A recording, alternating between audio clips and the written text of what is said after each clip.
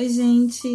Eu demorei um pouquinho para gravar esse vídeo porque emocionalmente, fisicamente, a gente estava um pouquinho esgotado. A gente tá ainda um pouquinho esgotado. E também é um pouquinho difícil pra gente falar sobre esse assunto sem aquele nó na garganta, né? Pra quem não sabe, a minha filha Sol, ela teve uma pneumonia necrosante há 2 meses atrás. Eu vou começar contando de trás para frente, para vocês entenderem um pouquinho a gravidade da situação. Um mês depois que ela saiu da UTI, uma amiga minha foi até mim e disse assim: Letícia, eu esperei a Sol ficar bem para poder te dizer que na mesma época que ela estava lá, na UTI internada, uma criancinha que ia fazer 2 anos faleceu com essa pneumonia por meio de bactéria também. E aquilo me deixou muito assim sentida, porque a Sol vai fazer esse mês 2 anos, né? Então assim, poderia ser minha filha. E semana passada um rapaz ligou pra gente e a filhinha dele estava passando pela mesma situação que a Sol passou, então ele pediu para que a gente aconselhasse ele em alguma coisa ou ajudasse em alguma coisa, e tudo que a gente podia dizer, né, e tudo que a gente passou, a gente comentou, conversou com ele. Isso foi mais ou menos na hora do almoço, e quando foi à noite, ele disse que a filhinha dele não tinha aguentado e que ela tinha falecido. Então a gente ficou bem sentido, porque meu marido falou assim: poderia ser eu, né, no lugar dele, poderia ser eu dando a notícia de que a Sol faleceu. A Sol estava muito bem, muito bem. A Sol sempre foi uma criança muito feliz, alegre, muito animada, muito agitada. E a gente, como bons pais, sempre teve todo o cuidado do mundo assim com ela. Mas tem coisas que fogem do nosso controle. E eu vim aqui para dizer sobre a parte espiritual que aconteceu com ela. Porque o que aconteceu com minha filha foi realmente para matá-la. 1 mês antes dela ficar doente, a minha mãe me ligou e disse assim: filha, eu tive um sonho muito ruim com a Sol. Posso ir orar com vocês? Eu falei: vem agora. E ela chegou bem abalada com o sonho que ela teve, nós oramos, a gente se arrepiou muito, porque realmente aquele sonho foi muito estranho. E no sonho dela era o seguinte: ela tinha uma mulher cuidando da Sol, né? Só que o único problema é que essa mulher que estava cuidando dela estava morta. Então, o que eu entendi daquele sonho? Que a morte tinha vindo buscar minha filha. E nós oramos, repreendemos aquilo tudo e ficamos atentas. Já ligou o sinalzinho de alerta, né? E aí a Sol estava muito bem. Umas 2 semanas antes de tudo acontecer, minha mãe me chamou de novo e disse: filha, o sonho que eu tive com a Sol foi muito assim, marcante para mim. Eu tô muito preocupada, porque quando Deus mostra, Deus tá livrando, mas existe uma guerra no mundo espiritual. Então nós fomos e oramos e ficamos mais atentos ainda, mas tem coisas que fogem do nosso controle. Aí a Sol começou a ficar meio moadinha, uma febrezinha de leve. Nós levamos ao hospital e depois medicaram ela, voltou para casa e ainda ficou meio moadinha. Nós voltamos de novo para o hospital, voltamos novamente para casa. E aí, quando foi numa quinta-feira de manhã, eu liguei, eu acordei e falei assim: filha, hoje você vai reagir, né? Porque ela sempre foi muito alegre, aquela criança que acorda de bom humor, sabe? Acorda rindo, acorda andando pela casa. E ela só falava assim: mamãe, quer deitar? E aquilo pra mim, eu já fiquei, sabe assim, mais atenta. Eu disse: alguma coisa tá acontecendo de estranho? Eu falei, eu vou pro hospital hoje, não saio de lá sem alguém dizer o que aconteceu com minha filha, o que tá acontecendo.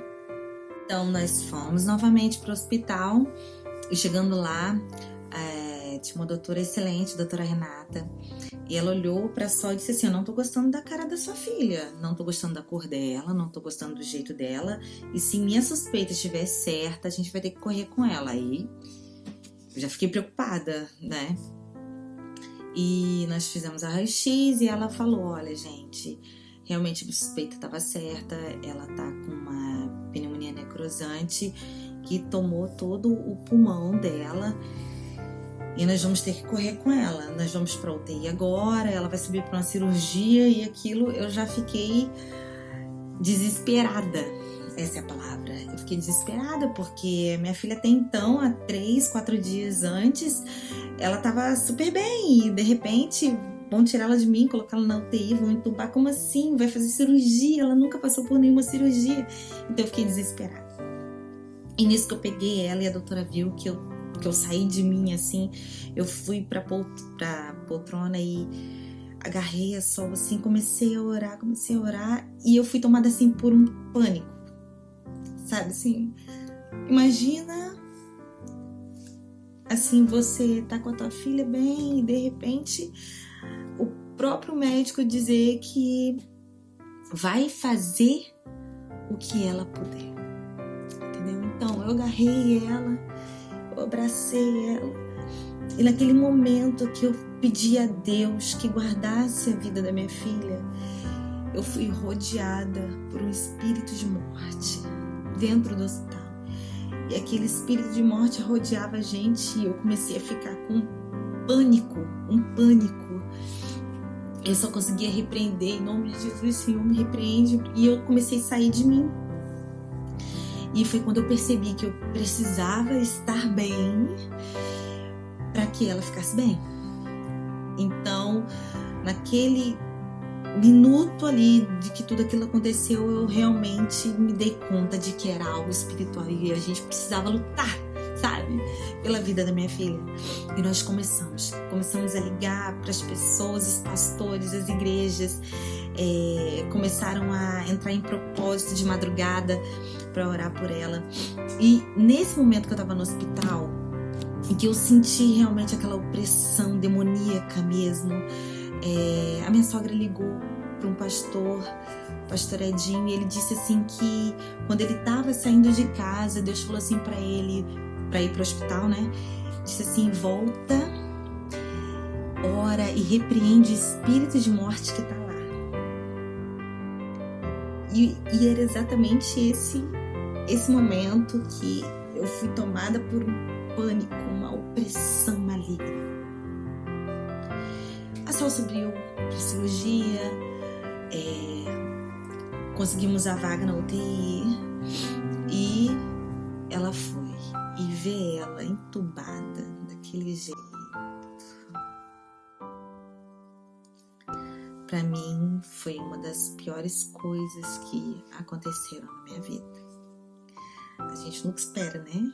A gente tem um filho, a gente quer que ele sorria, que ele viva. E eu tava vendo ela ali completamente, sabe, desacordada e as nossas esperanças, assim, estavam se esgotando, porque 3 dias que ela estava internada, nós tivemos que viu uma correria dos médicos e tiveram que fazer tomografia nela, porque a bactéria tinha tomado todo o pulmão direito dela. Ela não tinha pulmão praticamente, estava todo sujo, todo cheio de bactéria, com coisas mortas. A bactéria, e o médico mesmo usou esse termo, a bactéria destruiu o pulmão da tua filha. E tiveram que transferir ela para o hospital de Volta Redonda, para o Neovida de Volta Redonda, e lá ela passou por outra cirurgia. E a doutora disse assim para mim, Letícia, a situação tá tão feia da Sol, que assim, o pulmão dela tá tão tomado, que eu vou ter que fazer o seguinte, eu vou ter que abrir uma parte dela, em que caiba os meus 4 dedos, e eu vou com minha própria mão e vou limpar limpar aquela sujeira lá. O único problema, nós tivemos que até assinar um termo, né, de responsabilidade com essa cirurgia, porque era uma cirurgia arriscada. E ela disse que o único problema dessa cirurgia é que quando ela colocasse a mão para tirar, aquela pus, sabe, aquele sangue, tudo que estava ali, ele poderia se espalhar e ir para outros órgãos. E aí sim, poderia acontecer algo pior. Então a preocupação dela era aquela pus pior que estava ali no meio do pulmão dela. Então nós entramos em oração e a Sol entrou na sala de cirurgia mais uma vez. E aí, quando ela saiu, nós estávamos todos naquela expectativa de que desse tudo certo. E aí a doutora veio e conversou com a gente e disse: olha, deu tudo certo. Eu falei: agora pelo menos eu posso respirar, doutora, deu tudo certo, que bom. E nós ouvimos uma frase que eu acho que não é muito comum, né?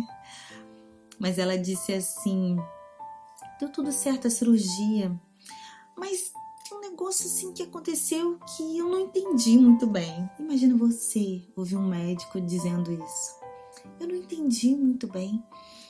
Na hora que eu fui tirar aquela parte que mais estava preocupando a gente, ela já não estava lá.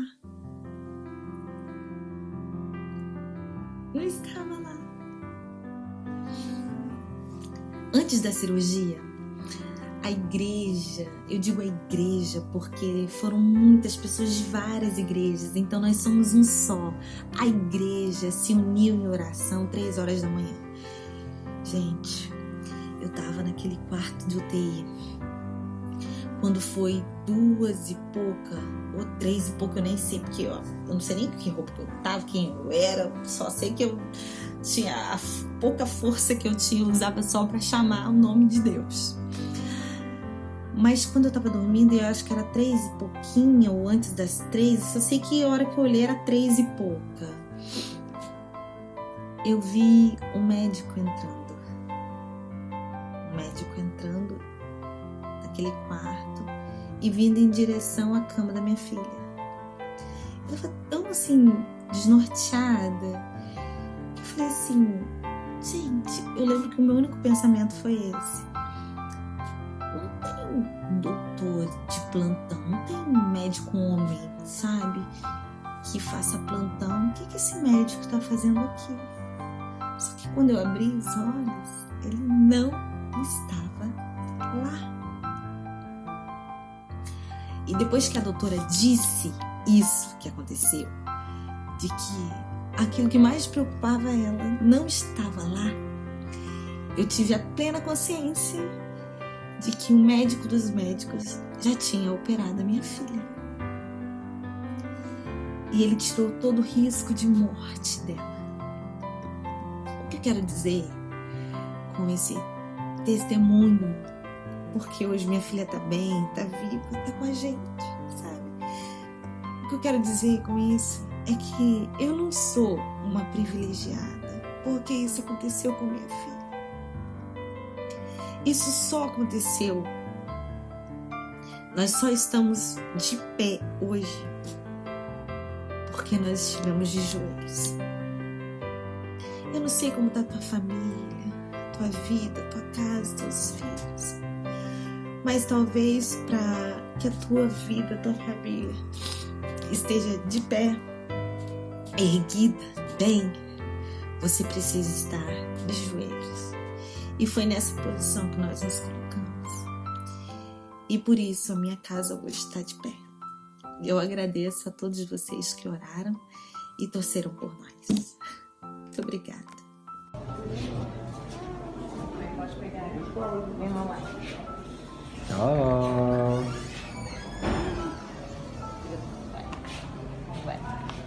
Tadinha, mas acho que ela tá com o negócio no pescoço.